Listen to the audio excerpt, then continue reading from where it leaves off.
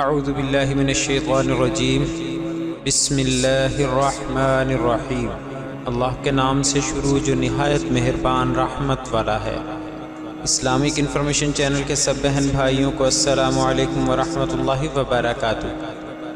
رسول اللہ صلی اللہ علیہ وآلہ وسلم نے فرمایا، اللہ نے رحمت کے 100 حصے بنائے اور اپنے پاس ان میں سے 99 حصے رکھے، صرف ایک حصہ زمین پر اتارا اور اسی کی وجہ سے تم دیکھتے ہو کہ مخلوق ایک دوسرے پر رحم کرتی ہے۔ حدیث صحیح بخاری، حدیث نمبر 6000۔ جزاکم اللہ خیرا۔